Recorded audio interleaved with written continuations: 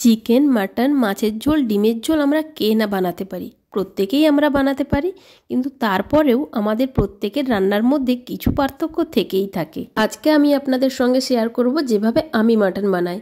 নুন, হলুদ, সর্ষের তেল আর কয়েকটা গোটা মশলা দিয়ে মাটনটাকে প্রথমে 2টো সিটি দিয়ে সেদ্ধ করে নিয়েছি। তারপর এদিকে আলুটাও ভেজে নিলাম। এরপর কড়াইতে তেল গরম করে দিয়ে দিতে হবে তেজপাতা, শুকনো লঙ্কা আর গোটা মশলার ফোড়ন। তারপর পেঁয়াজটা দিয়ে লাল লাল করে এরকম ভাজা হয়ে গেলে পেঁয়াজটা একটা সাইডে একটু সরিয়ে রেখে প্রথমে একটু রসুনটা ভেজে নিয়েছি। তারপর এখানে দিয়ে দিয়েছি আদা বাটা। এরপর সব কিছুকে ভালো করে মিশিয়ে নিলাম। তারপর ওই তেলের মধ্যেই লঙ্কার গুঁড়োটা দিচ্ছি, কারণ তেলের মধ্যে এইভাবে লঙ্কার গুঁড়ো দিলে খুব সুন্দর একটা লাল লাল কালার আসে। এরপর একটু জল দিয়ে দিলাম যাতে লঙ্কার গুঁড়োটা না পুড়ে যায়। তারপর একটা কাঁচা লঙ্কা, হলুদ গুঁড়ো দিয়ে ব্যাস মশলাটাকে এবার ভালো করে কষিয়ে নেব। তাই জন্য একটু জল দিয়ে দিলাম। জল দিয়ে এবার মশলাটাকে আমি একটু ঢেকে দেব। মশলাটা ঢেকে দিলাম। ঢাকনা খুলে যখন দেখবেন এইভাবে তেল বেরিয়ে আসছে, তারপরে আলু আর ওই সেদ্ধ করে রাখা মাটনগুলো এখানে আমি দিয়ে দিচ্ছি।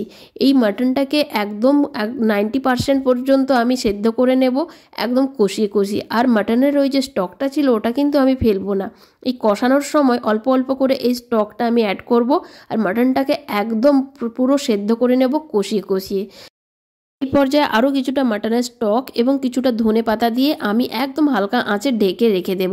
তারপর ঢাকনা খুলে যখন দেখব যে পুরো জলটা টেনে নিয়েছে, তখন কিন্তু মাটন একদম কষানোর রেডি। এবার আমি পর্যাপ্ত পরিমাণ জল এবার এর মধ্যে দিয়ে দিলাম। একটু পাতলা ঝোল করছি তাই জন্য একটু বেশি জল দিলাম, এবং ঝোল ফুটে উঠলে কিছু চর্বি ছিল সেটা দিয়ে দিলাম। আমরা চর্বিটা এইভাবেই খাই, এতে করে চর্বিটা কিন্তু গোটা গোটাই থাকে, থেকে চর্বিটা দিলে ঘেঁটে যায়। তারপর আমি জল দিয়ে একটু 10 মিনিটের মধ্যে হালকা আঁচে ঢেকে রেখেছিলাম। তারপর ওপর থেকে অল্প একটু ধনেপাতা আর গরম মশলার গুঁড়ো ছড়িয়ে দিলাম। ব্যাস, মাটনের ঝোল কিন্তু একদম রেডি। দেখুন কত সুন্দর লাল কালার এসছে। আমি কিন্তু কোনো রকমের কাশ্মীরি লঙ্কা কিন্তু এখানে ইউজ করিনি, যা দেখালাম সেটুকু দিয়েই করেছি। আমার মতো এইভাবে বাড়িতে একবার ট্রাই করে দেখুন, আশা করি নিশ্চয়ই ভালো লাগবে।